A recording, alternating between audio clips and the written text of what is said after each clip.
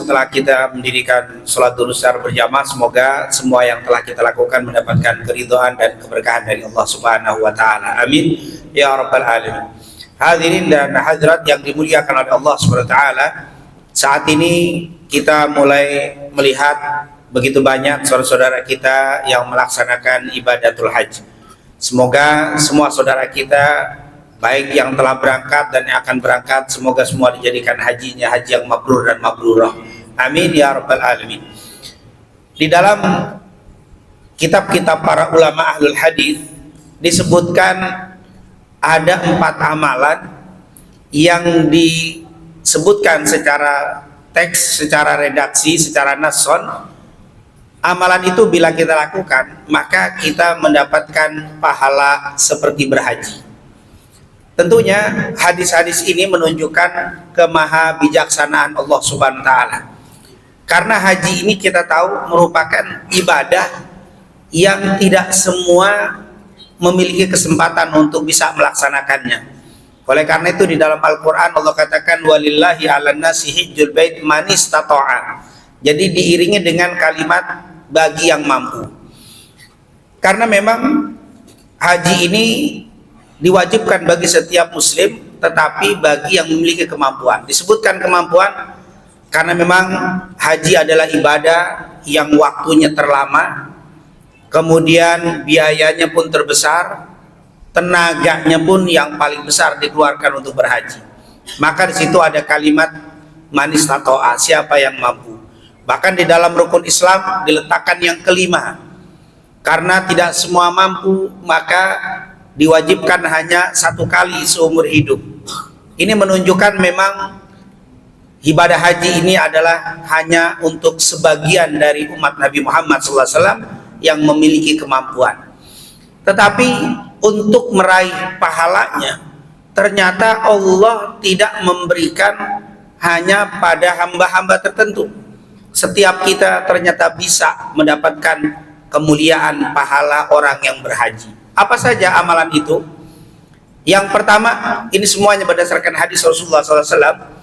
Yang pertama, hadis yang diriwayatkan oleh Imam Tirmidzi, Imam Ahmad, Ibnu Majah, Abu Dawud dengan sanad yang sahih dari Anas bin Malik.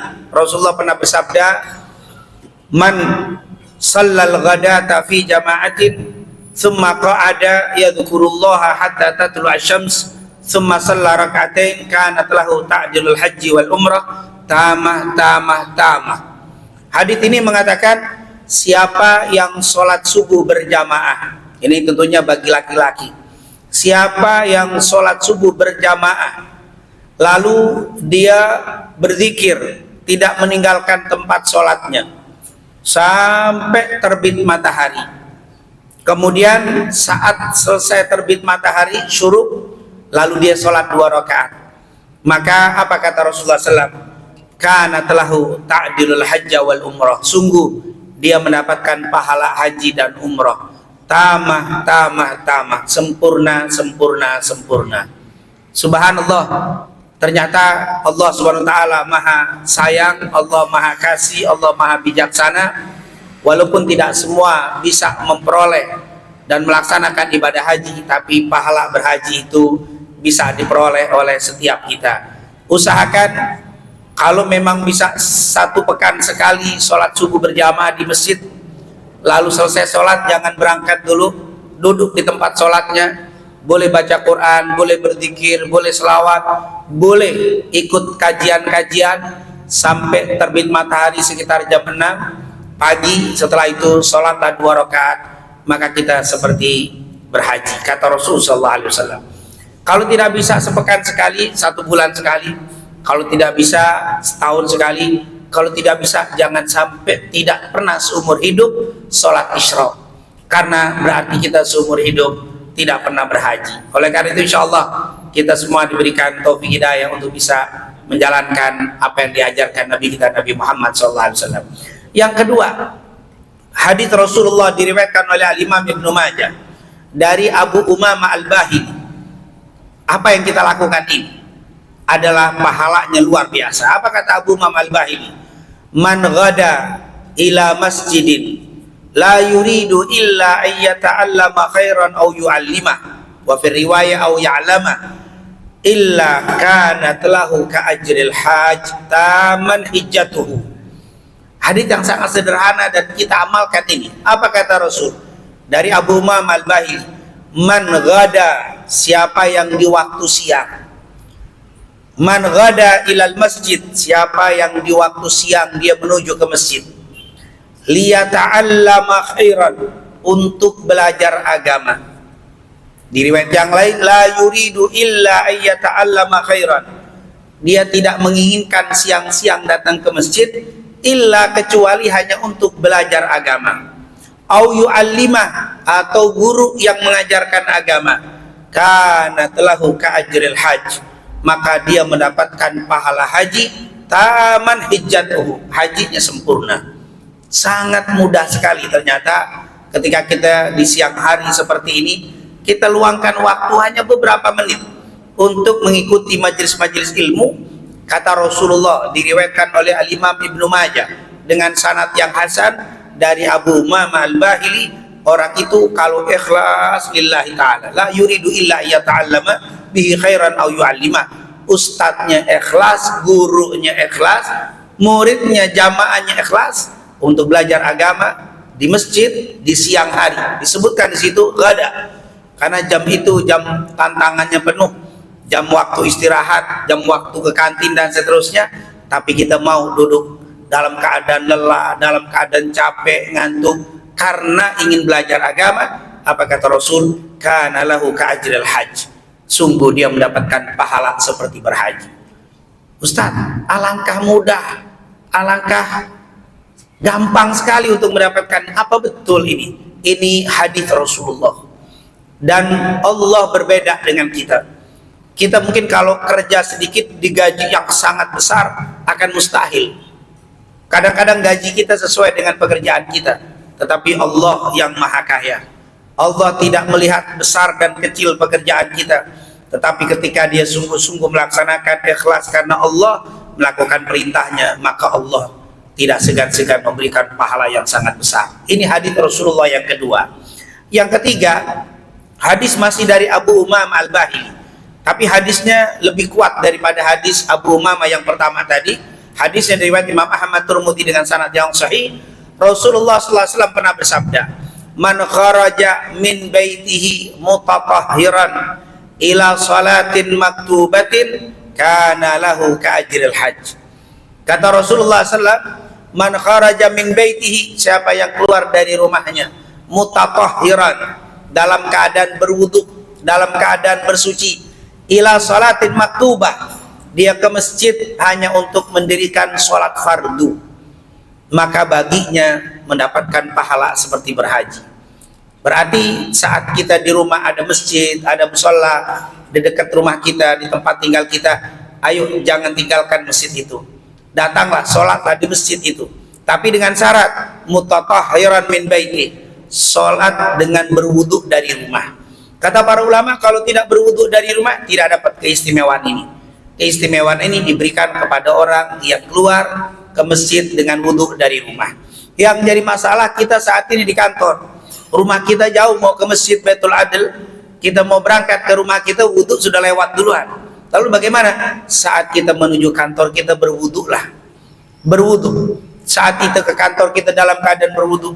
Saat mau sholat duhur batal, berwudhulah di masjid. Kenapa? Karena hadis yang mengatakan siapa yang keluar dari rumahnya dalam keadaan berwudu, tidak harus tidak batal. Bahkan seandainya masjid kita dekat sekalipun, kita berwudu dari rumah, berangkat ke masjid, saat batal tidak perlu pulang ke rumah, tapi berwudulah di masjid. Karena air yang ada di masjid itu adalah air wakaf, air sedekah dari kaum muslimin, maka jangan digunakan kecuali untuk darurah. Maka kata para ulama, kalau kita berwudu di rumah dengan air yang sangat keras, berlebihan, hukumnya makruh walaupun dalam keadaan berwudu. Tetapi kalau di masjid dalam keadaan air yang keras, bukan makruh lagi tapi haram. Kenapa? Karena itu milik umat, karena itu milik jamaah, bukan hanya kita sendiri yang membayarnya. Ini adalah amalan yang ketiga, yaitu mendapatkan pahala seperti berhaji, sholat subuh berjamaah, zikir sampai isyraq, sholat 2 rakaat. Yang kedua, Kalau ada kajian-kajian keislaman di masjid kita, usahakan hadir walaupun sebentar, karena itu pahalanya sangat besar diungkapkan seperti berhaji. Yang ketiga, jangan lupa kalau datang ke masjid hendaklah mulai berwudu dari rumah kita, karena itu juga merupakan keistimewaan yang luar biasa. Yang terakhir sebagai penutup, hadis dari Abu Dar diriwayatkan oleh Al-Imam Muslim, juga bukan dari Abu Dar, dari Abu Darda, diriwayatkan oleh Imam Muslim, juga diriwayatkan oleh istri Abu Darda yang bernama Ummu Darda. Beliau mengatakan, "Ma min muslimin yad'u li akhihi bi dhahril ghaib illa qala al malaku amin wa laka bimithlin." Abdullah bin Sofwan dulu pernah menemui Abu Darda di rumahnya yang berada di kota Syam. Saat beliau datang ke rumahnya, ternyata Abu Darda sedang pergi. Ternyata di situ hanya ada istrinya yang nama Ummu Darda. Akhirnya Ummu Darda bertanya kepada Abdullah ibn Sofwan, "Wahai Abdullah ibn Sofwan, apakah kamu mau berhaji?" Kata Abdullah bin Sofwan, "Tentunya saya mau, wahai Ummu Darda, tapi saya tidak punya uang. Saya berada di Syam, untuk haji ke Mekah sangat jauh dan perlu biaya, saya tidak ada biaya." Maka kata Ummu Darda, "Ud'ullaha lana bi khair ya Abdullah ibn Sofwan." Kata Ummu Darda, "Jangan lupa doakan kami yang akan berhaji, wahai Abdullah bin Sofwan." Kenapa?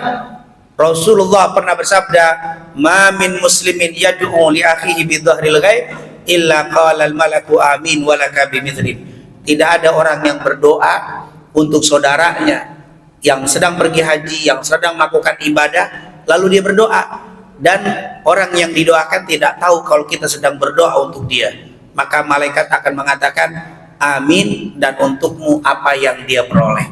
Maka kata para ulama, orang itu bisa mendapatkan pahala haji sementara dia duduk di Masjid Baitul Adl. Saat ini tetangga saya berangkat haji, ya Allah, jadikanlah tetangga saya Fulan ibn Fulan yang sedang melaksanakan haji, jadikan hajinya haji mabrur dan mabrurah. Apa kata malaikat?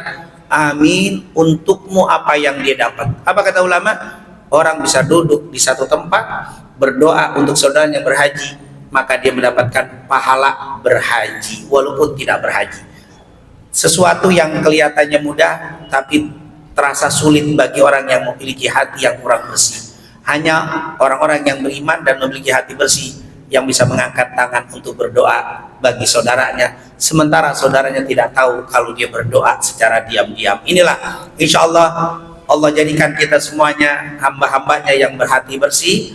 Dan insya Allah di malam hari, di kesendirian kita, ba'da sholat kita, jangan lupa angkat tangan kita, doakan saudara-saudara kita biar menjadi haji yang mabrur dan mabrurah, sehingga kita mendapatkan kemuliaan pahala berhaji. Amin, amin ya rabbal alamin. Rabbana taqabbal minna innaka antas samiul alim wa tub alaina innaka antat tawwabur rahim.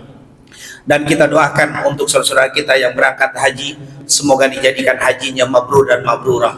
Wa anallaha yasabuhumus salama wa yarudduhum ila autani min salimin ghanimin mahfudin marzukin fi khairin wa ladfin wa afiyah. Wa anallaha yaj'al hajjahum hajjan mabrura wa sa'yan mashkura wa dhanban maghfura wa tijaratan lan tabura wa amalan salihan maqbula. Wa sallallahu ala sayyidina Muhammadin wa ala alihi wa sahbihi wasallam walhamdulillahi rabbil alamin. Lebih kurangnya, assalamualaikum warahmatullahi wabarakatuh.